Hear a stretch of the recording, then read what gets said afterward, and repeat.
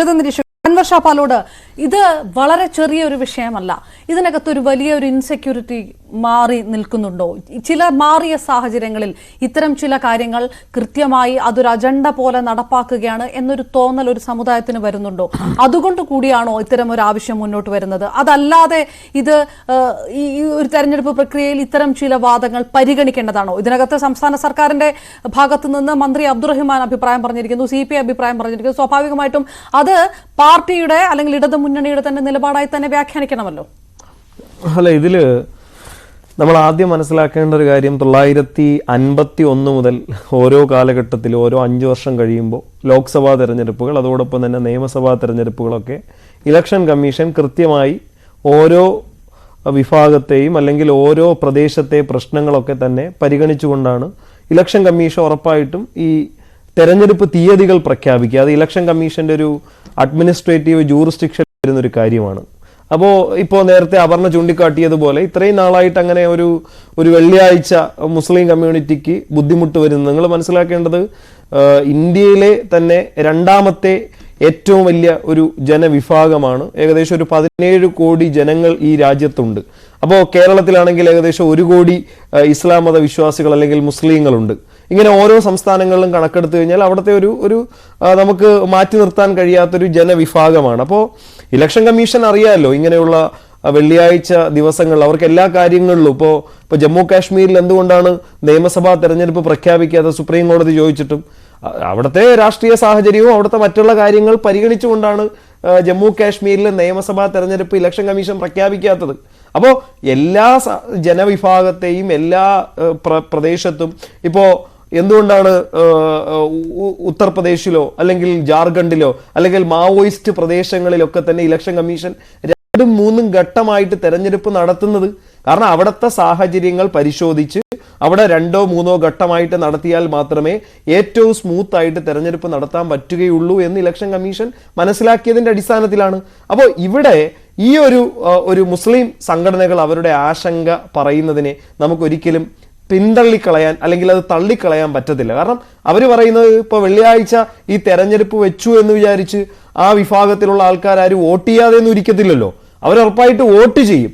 പക്ഷേ നേരത്തെ ഇവിടെ മുസ്ലിം ലീഗിന്റെ പ്രതിനിധിയാണെന്ന് അദ്ദേഹം പറയുന്നു, ഞങ്ങൾ എന്താണ് ഒരു റിക്വസ്റ്റ് മാത്രമാണ് പറഞ്ഞിരിക്കുന്നത്, കൃത്യമായിട്ട് എന്ത് ചെയ്യുക, ഈ ഒരു ദിവസം ഒന്ന് മാറ്റിത്തരിക, മാറ്റി തന്നു കഴിഞ്ഞാൽ ഞങ്ങൾ കാരണം നമുക്ക് എല്ലാവർക്കും അറിയാം മറ്റുള്ള കമ്മ്യൂണിറ്റിയെ അപേക്ഷിച്ച് മുസ്ലിം കമ്മ്യൂണിറ്റി ഒരുമിച്ച് അവരുടെ ആരാധനാ കേന്ദ്രത്തിൽ പോയിട്ട് അവരുടെ പ്രാർത്ഥന കഴിഞ്ഞ് മടങ്ങി വരികയാണ്. ഇപ്പോൾ നേരത്തെ ഷാബു പ്രസാദ് സർക്കാസ്റ്റിക് ആയിട്ടുള്ള രീതിയിൽ പറഞ്ഞു, എനിക്ക് ഓരോ ദിവസം അവർക്ക് ഇൻഡിവിജ്വലിലാണ്, അവർക്ക് ഏത് സമയത്ത് വേണമെങ്കിലും പോവാം. അപ്പൊ രാവിലെ പോവാം, ഉച്ചയ്ക്ക് പോവാം, അല്ലെങ്കിൽ ആ പ്രാർത്ഥന അവിടെ ഉള്ള സമയത്ത് പോവാം. പക്ഷെ ഇവിടെ എന്ന് പറഞ്ഞാൽ ഒരു സമയം, ഇപ്പൊ 12:15, ഇപ്പോൾ 12:15 മുതൽ അല്ലെങ്കിൽ 12:30 മുതൽ ഈ പറയുന്ന 1:30 വരെയുള്ള ഒരു മണിക്കൂറത്തെ നേരം, ആ 1 മണിക്കൂറത്തെ നേരം ക്രമീകരിച്ചു കഴിഞ്ഞാൽ നേരത്തെ ഇവിടെ പറഞ്ഞ ഈ തെരഞ്ഞെടുപ്പ് പ്രക്രിയയുടെ ഭാഗമായി മാറുന്ന ഉദ്യോഗസ്ഥർ അവർക്ക് അവരുടെ ആരാധനാപരമായിട്ടുള്ള കാര്യങ്ങളിൽ പങ്കെടുക്കണം. അതോടൊപ്പം തന്നെ ഈ വോട്ട് ചെയ്യുന്ന ഈ കേരളത്തിൽ 1 കോടി ജനങ്ങളുണ്ട്, ഇന്ത്യയിൽ 17 കോടി ജനങ്ങളുണ്ട്. അതിൽ കുറച്ച് വിഭാഗത്തിന് ഇപ്പൊ ആദ്യത്തെ 2 ഘട്ടത്തിൽ 2 വെള്ളിയാഴ്ചകളായി തെരഞ്ഞെടുപ്പ് നടക്കും. അപ്പൊ അവർക്ക് എങ്ങനെയാണ് ഈ അവരുടെ ആരാധനാ സമയത്തും അതോടൊപ്പം തന്നെ വോട്ടിംഗ് രീതിയും അതോടൊപ്പം തന്നെ ജോലിയുമായി ബന്ധപ്പെട്ട കാര്യത്തിലൊക്കെ മറ്റേതാണ് ഈ ജോലി. പെസഹ വ്യാഴത്തിനില്ലാത്ത എന്ത് പരിഗണന വെള്ളിയാഴ്ചക്ക് കിട്ടും എന്നുള്ളൊരു ചോദ്യം ഇതിനകത്ത് ഉയർന്നുണ്ടല്ലോ. ഏത് തരത്തിലൂടെ ഇതിന് മുൻപ് കോടതി വരെ എന്ത് നിലപാട്? അങ്ങനെയല്ല. ഇപ്പൊ പെസഹ വ്യാഴം ദുഃഖവെള്ളി എന്നൊക്കെ പറയുന്നത് അവർക്ക് ഈ പറയുന്ന രീതിയിൽ എന്താണ് ഒരു കൃത്യമായ ടൈം വെച്ചിട്ടല്ലേ. ഇപ്പൊ പള്ളിയിൽ വൈകുന്നേരത്ത് പ്രാർത്ഥനയുണ്ട്, രാത്രി സമയത്ത് പ്രാർത്ഥനയുണ്ട്. തെരഞ്ഞെടുപ്പ് എന്ന് പറയുന്നത് രാവിലെ 7 മണിക്ക് ആരംഭിച്ച് വൈകുന്നേരത്ത് 6 മണിയാവുമ്പോ അല്ലെങ്കിൽ കോടതി അതിലെടുത്തൊരു നിലപാടാണ്. നമുക്ക് ജുഡീഷ്യറിയിലേക്ക് പോകുക, ഇതൊരു പക്ഷേ ഇതിനകത്തൊരു രാഷ്ട്രീയ സ്വാധീനമുള്ള തീരുമാനമാണ് എന്ന് പറഞ്ഞാലും ജുഡീഷ്യറി ഇതിന് മുൻപെടുത്ത തീരുമാനം ഏത് തരത്തിലാണ് എന്നുള്ളതാണ് സ്വാഭാവികമായിട്ടും അത് തമിഴ്നാട്ടിലെ ആ സമയത്ത് ഒരു സാഹചര്യം. പക്ഷെ അപ്പോഴും ഇന്ത്യയിലുള്ള ഈ പറയുന്ന മറ്റ് മതവിഭാഗങ്ങൾക്കോ അല്ലെങ്കിൽ മറ്റ് കമ്മ്യൂണിറ്റികളോ ഒന്നും തന്നെ ഇങ്ങനെ ഒരു പ്രശ്നമൊന്നും ഉന്നയിക്കപ്പെട്ടിട്ടില്ല ഇന്ത്യയിൽ വ്യാപകമായി. ഞാൻ മനസ്സിലാക്കുന്നത് ഇനി വരും ദിവസങ്ങളിൽ ഇത് മറ്റുള്ള സംസ്ഥാനങ്ങളിൽ ഇപ്പൊ ഡൽഹി ആയിക്കഴിഞ്ഞാലും ഗുജറാത്തിലെ ആയിക്കഴിഞ്ഞാലും മറ്റുള്ള സംസ്ഥാനങ്ങളിലുള്ള മുസ്ലിം സംഘടനകളും ഇതിന് ഈ ഇപ്പൊ കേരളത്തിലുള്ള മുസ്ലിം സംഘടനകൾ ആദ്യം ഇതിന്റെ അവർ കുറെ കൂടി പ്രതികരിക്കാം. ഞാൻ ചോദിക്കുന്നത് ഇതിനകത്തൊരു അജണ്ടയുണ്ട് എന്ന് കരുതപ്പെടുന്നുണ്ടോ, അതോ ഇതൊരു കേന്ദ്ര തെരഞ്ഞെടുപ്പ് കമ്മീഷൻ എടുത്തിരിക്കുന്ന വളരെ സ്വാഭാവികമായിട്ടുള്ള ഒരു തീരുമാനം എന്നതിനപ്പുറത്തേക്ക് ഇതിനകത്തൊരു അജണ്ടയുണ്ടെന്ന് കരുതേണ്ട ആവശ്യമുണ്ടോ? അജണ്ടയൊക്കെ കഴിഞ്ഞ കുറച്ച് നാളുകളായിട്ട് ഇലക്ഷൻ കമ്മീഷനും ഇന്ത്യയിലുള്ള മറ്റ് സ്ഥാപനങ്ങളൊക്കെ എങ്ങനെ പ്രവർത്തിക്കുന്നു എന്നുള്ളതിനനുസരിച്ച് നമ്മൾ നോക്കിയാൽ മതി. നമ്മുടെ പ്രധാനമന്ത്രി ആയി കഴിഞ്ഞാലും നമ്മുടെ ഭരണ സംവിധാനം, ജുഡീഷ്യറി, എല്ലാ മേഖലയിലും ഈ പറയുന്ന ഇന്ത്യയിലെ ന്യൂനപക്ഷങ്ങൾക്കെതിരായിട്ട് എങ്ങനെയാണ് പ്രവർത്തിക്കുന്നത് എന്ന് നമ്മൾ നോക്കിയാൽ മതി. ഇനി ഇലക്ഷൻ കമ്മീഷൻ നമുക്കറിയാം ഒരു കോൺസ്റ്റിറ്റ്യൂഷണൽ ബോഡിയാണ്, അവർക്ക് സ്വന്തമായിട്ട് ജൂറിസ്ഡിക്ഷൻ ഉണ്ട്. പക്ഷെ അവർ എന്താണ് ഈ പറയുന്ന രീതിയിൽ പല കാര്യങ്ങളും പരിഗണിച്ചിട്ടില്ല.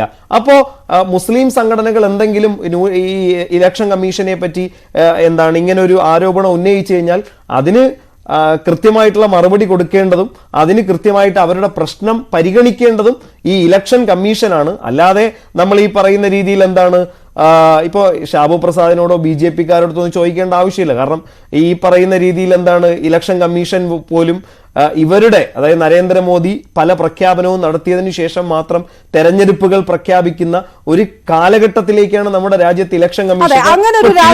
TN ശേഷനൊക്കെ നമ്മുടെ രാജ്യത്ത് ഉണ്ടായിരുന്ന സമയത്ത് എന്താണ് ഇലക്ഷൻ കമ്മീഷൻ എന്ന് ഈ രാജ്യത്തുള്ള ആൾക്കാരെ കാണിച്ചു തന്ന ഇലക്ഷൻ കമ്മീഷനാണ്. ആ ഇലക്ഷൻ കമ്മീഷനിൽ നിന്നാണ് കഴിഞ്ഞ ദിവസം ഒരാള് എന്താണ് ഒന്നും പറയാതെ രാജിവെച്ചേക്കുന്നത്. അതിനകത്ത് സുപ്രീം കോടതി എങ്ങനെയാണ് ഇടപെട്ടത്? അപ്പോൾ ഇലക്ഷൻ കമ്മീഷൻ വരെ ഇന്ന് സ്വാധീനത്തിന്റെ വലയത്തിലാണ്. അപ്പോൾ കേരളത്തിലുള്ള മുസ്ലിം സംഘടനകളോ ഇന്ത്യയിലെ മുസ്ലിം സംഘടനകളോ ഇങ്ങനെ ആരോപണം ഉന്നയിച്ചാൽ അവരെ തെറ്റ് പറയാൻ പറ്റത്തില്ല എന്ന് മാത്രമേ. ആ പോയിന്റിൽ നിന്നുകൊണ്ട് ശ്രീ ജോർജ് പടിപ്പാറ